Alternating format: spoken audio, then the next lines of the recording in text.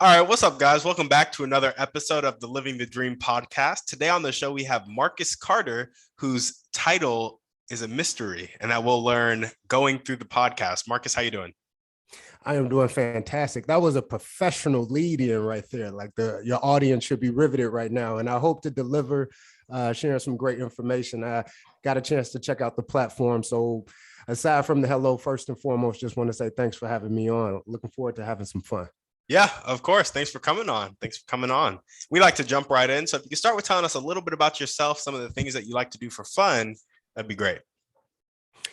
Oh, what I get to do when I don't have the cape out, when I'm in Clark Kent mode. I like that a lot. But I think in that Black entrepreneurial space, which we'll get into quite a bit. A lot of us, when we're off the clock, is when the magic is happening, and it's time that we focus on. I think a lot of the things that people see me do today, they weren't the offspring of what I was working on while I was at work. It was a byproduct of looking at what my thoughts, passions were after work. So as an entrepreneur, I'm a tinkerer. So I believe it or not, my degree is in theater. So I love a good story, a good film, a good show.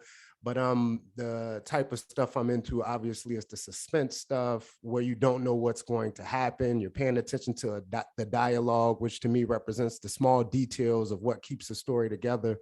And especially from an entrepreneurial standpoint, a business transaction is a story. Your audience, your clients, they buy into the story of you, and you're presenting your product and service in the form of a story. I believe in that brand of marketing, complete a client or a customer story.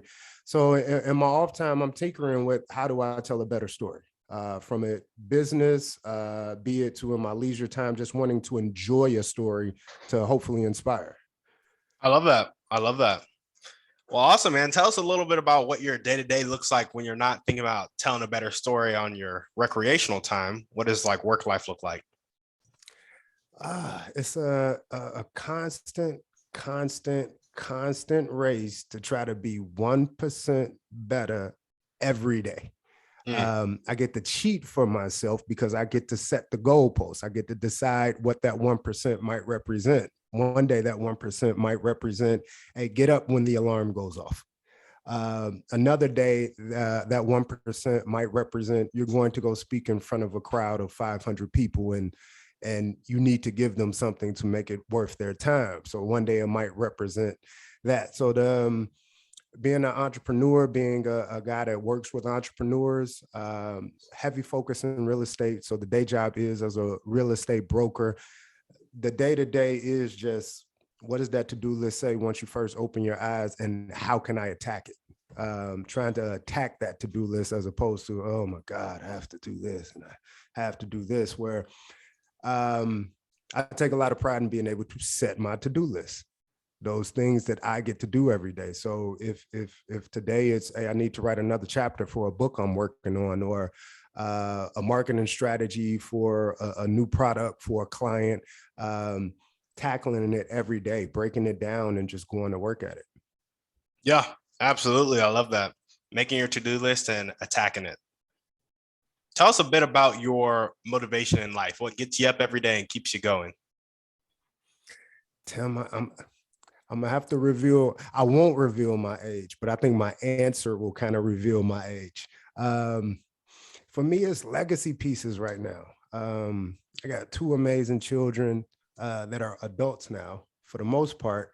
So starting to look at my own mortality, not in a negative or morbid way, but I'm kind of on the way down instead of on the way up. So what will people say about me after I'm gone? What type of mark did I leave? And then am I living life to my terms, a lifestyle of my own design? And I want to be able to narrate my own story in that. So the rest of the time I got left, the motivation is 1% do something dope, 1% better every single day. Take chances, follow that inner curiosity that we all have of, is this it? Could I be doing this? What if I were to do this? To continue to follow those and make sure I'm always at a point where my best days are ahead of me, no matter what age I'm at, no matter what place I'm at in life. And I'm motivated by that at this point.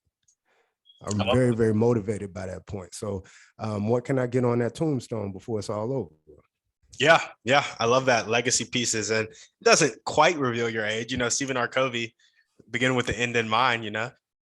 Well, like looking back, I'm never one to go back and say, man, if I could do this over. Like I think everything happens for a reason, the way it's supposed to happen. But just noticing the shift in how I focus on time, well, like that's something that I felt was at a premium when I was younger. And like you'll talk to somebody and you can tell that like, hey, they don't really value time. They think they're going to be able to get it all in. And as you get older and you're like, okay, if the focus is a legacy piece or legacy pieces, you kind of have to focus on it all day. Because like you say, once you get finished knocking that to-do list out, if you're doing something dope, you won't have that much time. So it's like what you're doing on your off time, and you got to put energy into it every day. And you can kind of tell how people use time. Sometimes that reveals a calendar better than them telling you what the birthday is. Yeah, absolutely. I love that. Well, let's jump into your dreams and goals now. What's your vision for the rest of your life and your legacy? I think the puzzle now is more personal, it should have always been, but focusing on the nuances of how do you create how do you bring the dreams where they're not dreams anymore, and that's work, and that's now that I've given the dream detail. What procedures, what processes do I have in place to actually go attack it? To me, I would liken it to if a kid wanted to go to the NBA. So you get to the NBA and maybe your goal was to win a championship or make the all-star team. But if you're really going to do that, your process is probably going to be, I need to fall in love with getting up every morning and working out. I need to fall in love with watching my diet. I need to fall in love with whatever the process is that's going to equal the dream ultimately. And I think that's something that's a maturity piece with like kind of falling in love with that aspect of it, as opposed to the finish line, like really embracing the journey. And I think if you attack that the same way you attack a to-do list, it can add its own luster or allure to life that'll make it fun for you as you try to make it fun. But hey, what's the process? How can I get better? What's the productivity, the workflow? Am I maximizing time? What's the return on investment? And really getting into it. Yeah, absolutely. I love that. So you'd say your vision for life right now is focus on that, falling in love with that process that will create that legacy that you want on your tombstone. All right, Tim, you let me ramble for a second. I didn't notice I didn't answer your questions after you ran it back to me. No, it's to see how far can I go? How far can I take it? To when I walk into a room with that energy, to see if that energy can rub off on somebody else, to be in an environment with everybody I'm around, is we're all asking ourselves, how far can we take it? And not looking at that necessarily from not even positioning it like a dream, but okay, if I'm serious about achieving this dream, let's break it down. And falling in love with the process of achieving dreams, so you can adjust the mountaintop continually. We're like, okay, once I achieve that one, I'm becoming so effective at processing and organizing how I'm going to achieve this dream that I can reach for higher and bigger and loftier goals, because I have a solid process where like now I'm engaged and aggressively looking for dreams, things that I thought would never be possible. I have a formula to actually go achieve them, and I want to apply them to bigger and bigger things to have them impact more and more people in different communities, so on and so forth. So that was what I was going for with that answer. Like, okay, what's the best version of Marcus that's possible? And I'm going to aggressively try to attain it. I love that. What really caused you to take the first step towards entering this mindset? And when did that shift happen? When the video rolls, when this airs, I'm wondering will they be able to see all these gray hairs that are popping that popped up. It really like time. I was I was one of those guys when I was younger. I was smart, played sports. The guy that the older folks would say like he has a lot of potential. You can do great things, young man. I was that guy. And you start getting older. Life happens. You living off the decisions that you make, good or bad, and you're starting to see like, hey, at 18, I was the great potential young man. At 25, I was the great potential young man. At 30, I was the great potential young man. You got to do something about this stuff after a while. You're not going to be the 40-year-old great potential guy. And really, I think some people that makes them tick. Some people it doesn't. But for me, it's like, I mean, I don't want to be the guy that myself, I feel like I have a lot of potential. Other people seem to think like I have a lot of potential. Let's maximize, let's capitalize on some of this stuff, and being able to look back in my life and say, like, I'm not that far off. I made some bad decisions, but it's things that I can learn from. And I'm still in the game. I think I could be effective out here. So how far can I go? Yeah. Yeah, there it is. How far can you go? I love it. If you could meet one or two people right now, they can be specific people or a type of person.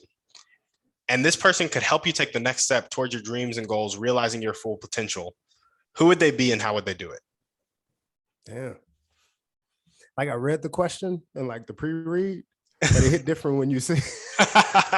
We were like, okay, I thought I had a handle on, okay.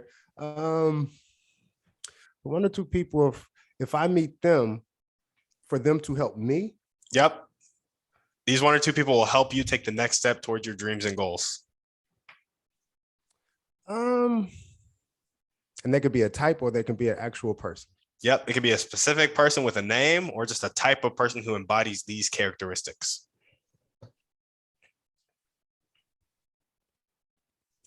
I think in my generation, like it's people that are really, really intriguing to me. Like Jay-Z is intriguing to me. Whereas I don't think I would need a particular resource or something that he could physically give me, but just being able to kind of pick the brain.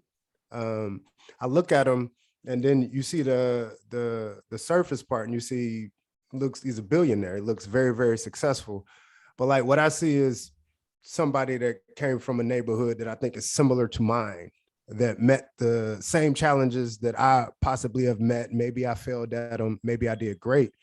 And like understanding how he may have navigated like certain things. Because I think outside of the dream piece or how the person could help me is just the community. I want to talk to somebody that I think has been through the same things that I have, or may experience things or see things the way I do. And it looked like he took a shot and he made it. So like, what was certain things like? It was points where I was frustrated. Like, when do I know when to put something down and go to something else? Or when should I just push through and keep on going with it?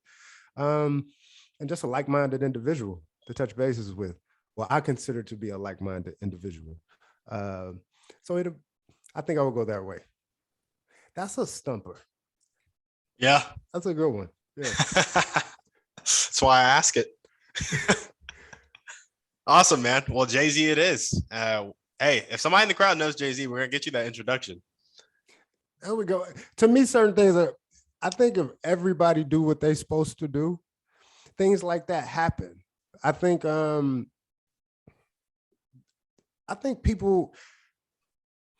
we misuse the word dream. Yeah. To a point where I think the connotation that we give it is something that's lofty or something that could potentially be beyond the grasp. Well, like first and foremost, if it doesn't feel like that, you're not even really challenging yourself. It's just, if it's within your grasp, it shouldn't even be categorized as something that's like a dream. So it should be something that's it's kind of a double negative. It should be something that's lofty, but at the same time, if it's that big, that should automatically make you want to break it down.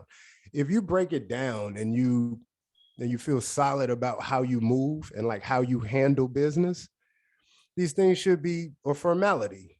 it's a plan. Like it's funny you say, like, I think I'm going to run into certain people if I just continue doing what I'm doing and being the best at it and continuing to knock stuff out. So I envision these things. We're like, yep, you're right. Yeah, I'm going to run. I see it already. I'm going to run into them doing this one day. Yeah. I think like that. Absolutely. I love it. No, I completely agree that, I'll ask people about dreams and goals. Another question I really like to ask is, if there was one thing in your life that you could do and you knew you wouldn't fail, what would it be? Because that often gets at those things that people just think are impossible. And then once they answer, and it's typically a pretty reasonable answer of like, I'd start my business, I'd do this, I'd do this. I start to walk them through questions of like, okay, well, why aren't you type of stuff. And what you just described from a business standpoint, that's how I'm attacking my business, where I can see I'm around so many entrepreneurs, especially Black entrepreneurs, and you're talking to them and they'll be done explained what they need to do, how it needs to go, how it's going to work. And you're looking at them like, hey, you're pretty much already started. You just haven't physically started. And a lot of times it's breaking it down into simple movements because they'll just overwhelm themselves. To me, sometimes because they keep it in the category or the lane of a dream, that they don't break it down and say, now that thing that you look at as a top of a mountain is really just setting your alarm at 6:30 and actually getting up. Yep. Keep it that simple and just see what effect that has. Or breaking it down, they're like, okay, this is one big thing that I have to do. Break it down to 5 really, really, really simple things, and adjust your goalposts as you see fit. Like we as people, like I know what makes me feel like I got a good day's working, and I know what makes me feel like I had a lazy day. I set all of these things. I also get to set the schedule so I can cheat for myself. Yeah. I can say, hey, I'm not feeling great today, so I need to have an easy to-do list that includes when I order the whole pizza, when I order a pizza, don't eat the whole thing. That's on the to-do list today. That's something easily accomplished that will, when I see the check, it makes me feel good. So give myself an easy check when I'm in the rut or something like that. And I think we need to empower ourselves in that way. We're running our own race, whether we like it or not. If we invite distractions or we invite people into our race, that's of our own accord, but we're running our own race. I want to do something that it only makes sense to me. If I wasn't on this show, nobody would know my personal goals, where it's like, they don't need to know them. So run my own race. I can make that look how I want it to look. Yeah, absolutely. I love it. What's the most important 1 or 2 things that everyday people can do to help you accomplish your dreams? I think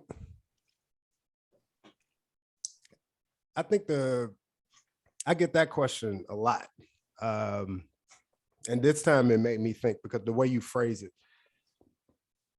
I want people to stay curious first and foremost. To me, the person that becomes successful, or the person that a successful entrepreneur or small business owner, is somebody that they had a childlike curiosity in their head. They may have been sitting at a job for 10, 15 years, wondering if they should take the plunge. And there's a voice in their head saying, you should do it. What if you did this?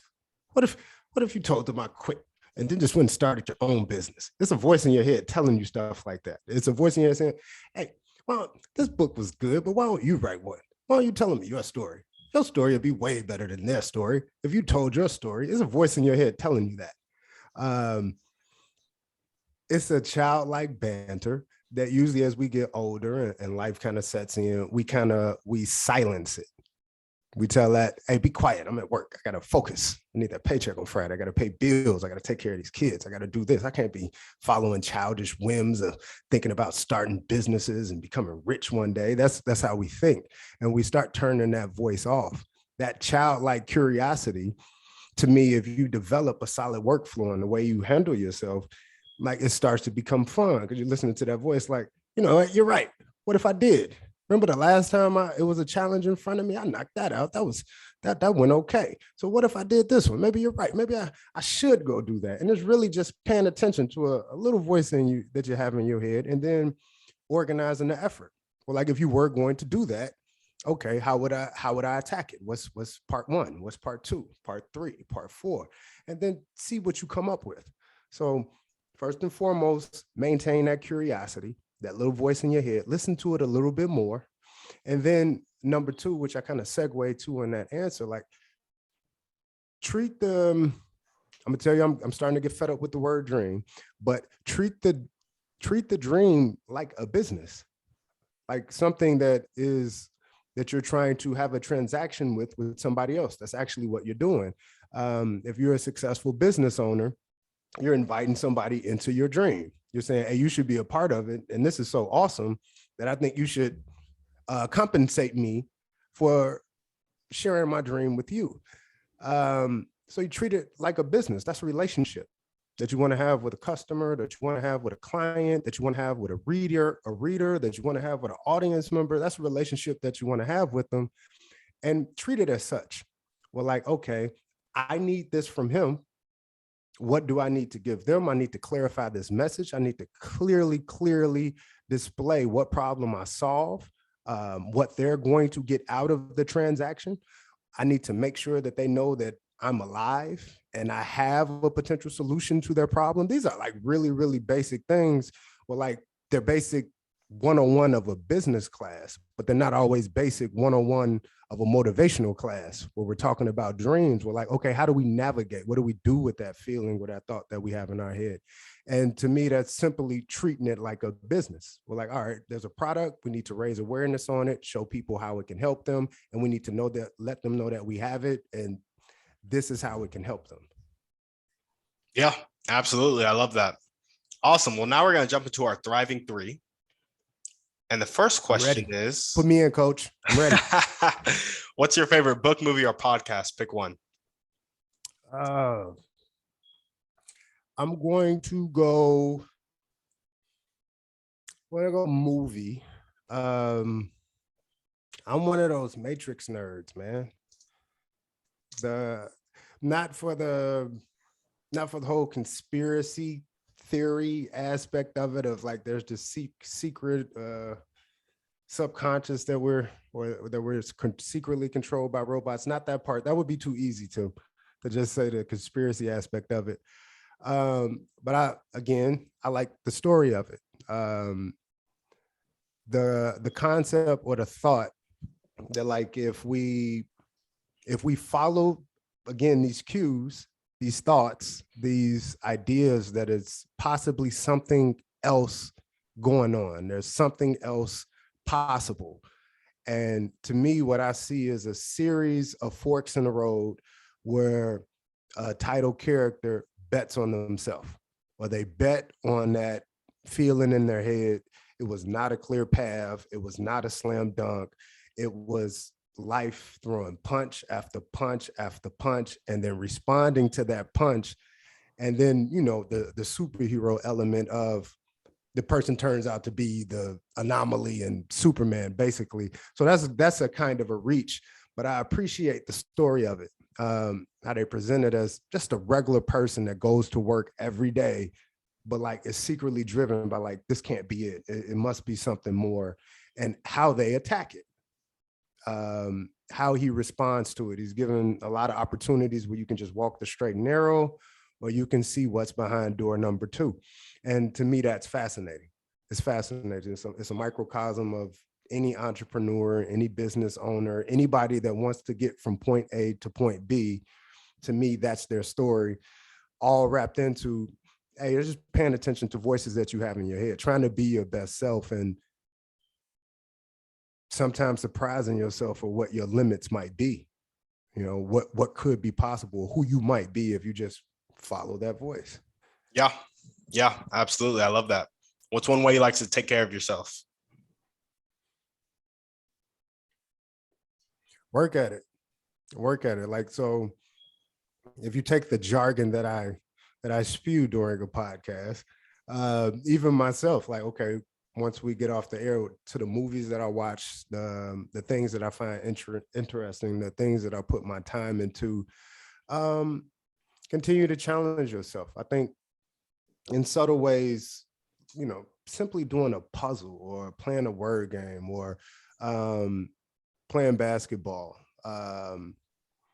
going to an escape room, keep challenging and becoming more efficient at how you process information. And again, if you get to set the goalposts, you get to turn that into things that are fun, that can be fun for you.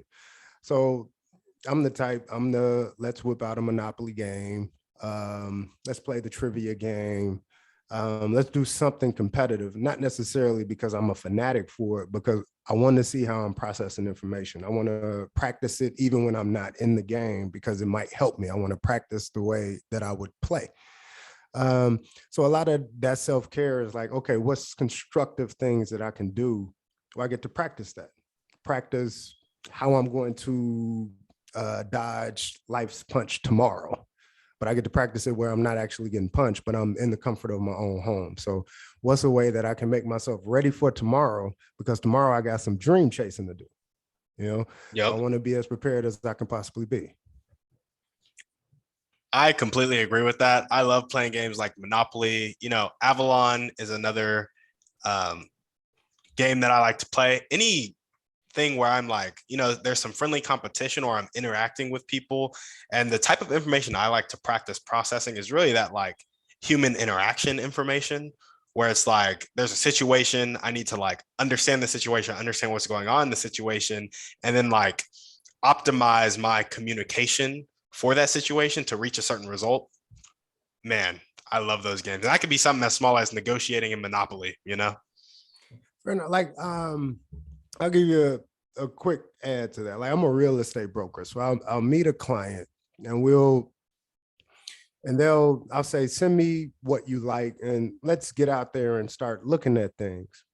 So we'll go look at something and then the client will look at me and say, I didn't like any of these. What was the point? And I'll tell the person, no, I wanted to be somewhere with you where you're getting quicker at knowing what you like much faster.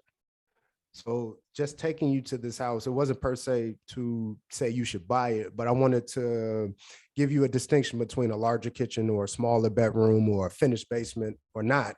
So not that you need to buy this one, but when you see the one, you'll know it when you see it. And you have to practice that. Other than that, you'll walk in something and say, okay, I think this is fine. But if you've been in 5, you'll know that like, nope, that kitchen works for me. Nope, the size of those rooms works fine. And it's just, you've gotten quicker at knowing what you want when you see it and what to do about it. And I think you should practice that in your off time so you can do that. So I'm a fan of that way of life. Absolutely. That's awesome. Well, what's one action step you can take right now to meet Jay-Z so you can pick his brain? Continue running my own race. I think if a person takes a shameless self-inventory and they're really pushing themselves to see or figure out why, since when God makes a person, he makes nobody by mistake and everybody is singular and unique. So the supreme being said, the world needs a Tim. And I need Tim to be exactly like this. So whatever you are, he said, I need you exactly like this. So it's something inside of you that's completely unique to the fabric of time. I think our purpose while we're here is to figure out what that is. Once we do, the job is to, again, see how far we can take that or how we can reward our supreme being for saying that we need to be made. But if he made us to do something great, to find out what that is, share that with as many people as possible, and then see how we can per se advance the culture, as they would say. And to me, that's the real story that's taking place at all times. And to me, if you look at it that way, it's a lot less overwhelming than saying, how do I make $10 million? Mm-hmm. Yeah, absolutely. I completely agree. Well, I got one more question for you, and it needs a little pretext. Okay. So you know how there are people in life, and these people may have a fixed mindset, not willing to accept change, not willing to accept help, and they die like that sometimes. Like there are plenty of people who just die stuck in their routine and habits, even though it's not serving them. And then there are people who are like that, but then they change into like growth mindset, accepting change, accepting help, and really chasing after change. In your opinion, what is the catalyst that makes somebody change from that fixed mindset, not accepting help, not accepting change, to growth mindset, accepting help, accepting change? I think there's an honesty that one has to have with themselves. Like for me personally, I'm that example as well. Um, I had my idiot phase, and then I needed to get reeled back in. And it was really just a shift in mindset. And for me, it was I needed to take an inventory on exactly where I was. Um, that'll let you know what you're lacking. Okay, this is where I messed up. This is a area that I'm deficient in. This is an area that I need work. Um, and that'll let you know if you shift that, you won't just figure out your flaws, you'll figure out your strengths too. So this long journey that we're running, this goal that you're trying to achieve, you'll give yourself mile markers if you're honest with yourself about where you are. So you'll know what type of help to seek. You'll know what type of help not to seek. But to get to that point, you got to be honest. You got to be honest with where you are. Even the previous question that you just asked, that shameless self-inventory. Like, where are you at? If the goal was to be a successful entrepreneur, you're 6 years, 5 years, whatever, you need to know if you're on pace or not on pace. Maybe if you have written it down, your plan included, okay, for the first 5 years, I'm kind of incubating and I'm making my transition. And again, you get to set those mile markers, but if you don't take that inventory, you don't know where you are, and it's chaotic. And to me, that is the precursor of that mindset shift, because you'll realize what you don't know and where you need help. And if you're serious, you'll go about seeking that help. Yeah, awesome. I love that. Well, Marcus, is there anything else you want to chat about before we sign off? I think Tim is an excellent host, everybody. Appreciate it. No, Appreciate it. I dig the format. And I again, you can read the questions, but then like when you're in a dialogue with you, they really do force you to think, even though you've had a chance to think about it already. I actually, a lot of that is the skeleton of, how I do my show, where it's like, hey, I want people to know what's coming, but I want it to be so conversational in the real that it's like, no, I want your honest answer, even though you know what's coming, and the reactions you get are fantastic. Keep doing what you're doing. And like we talked about in the show, I always challenge people to don't overwhelm yourself with what you're trying to accomplish. Stay childlike, have a childlike curiosity about it, and look at it that way and attack it in that way. I love it. I love it. Well, Marcus, thank you for coming on the show. If you guys are listening to this and you loved what Marcus had to say, make sure to reach out to him. And Marcus, what's the best way to contact you? Oh, they need to check me out at my latest endeavor that I'm very proud of. That's at the Black Wealth Builder, all one word, lowercase. You can find me there on what we're doing. We're tasking ourselves with trying to touch as many Black small business owners as possible. And again, educating them on how they can grow and scale their business through utilizing business credit that's not linked to your social security number. So it doesn't matter where you come from, but it really arose out of a need. We went through a situation where everybody figured out if you had an LLC, you can go get a PPP loan. People figured that out, but then once the California gold rush on that started, people just left them there dormant, and there really was a need. Like, no, that's a tool.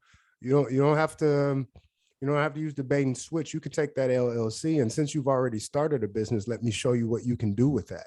Let me show you how you can make sure that your personal past or whatever you have going on isn't linked to your ability to grow and scale a business, to empower yourself. Everything that I do is kind of linked to wealth management through real estate.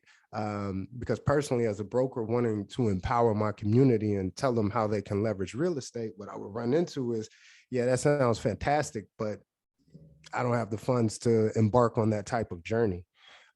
So being able to share with them that if you take this LLC that you created last year for kicks, let me show you how you can leverage that in a way to start a business, build a credit profile, leverage that to grow your business, and show you how you can legitimize it, make it real. And I've made that my passion. And like, we're gonna be rolling out soon. I think you're gonna hear from me before I hear from you, because it's like the immediate response to it has just been amazing. It's been ridiculous. We're going to Miami with it in January, going to Las Vegas in February, obviously starting here in Chicago. And it really was built as a process where just park it somewhere, share the information, and then just being able to see how it surpassed my wildest. Because it's like, I built it like, okay, I'm going to reach people, I'm going to help them this way. But my clients, my customers, they're entrepreneurs. So they're like, they're taking the idea and they're flipping it upside down. I'm around so many creative people, so it's making me feel like I'm just presenting them with clay, and like they're creating stuff. And it's been crazy, and I'm really excited about it. I think, well, you know how crazy the world has been the last year and a half, but for a lot of people, I think it was a chance to like sit down and like recharge their batteries. And a lot of people are just coming back on go with the renewed energy, vigor, for good things, like stuff that help themselves, the community. Like, people want to challenge themselves in a way that I try to challenge myself. Like, what's my best self right now? And the results have been like dope. And I'm putting my hat in the ring. We all out here trying to create legacy pieces, you know? Hey, there we go. I love it. Well, Marcus, again, thank you for coming on. If you guys are listening to this, make sure to check him out at The Black Wealth Builder. And as we always ask, shoot this episode over to 1 to 2 people you know need to hear this message. Shoot us a 5-star review on iTunes, and we're out. You got it, sir. Thank you.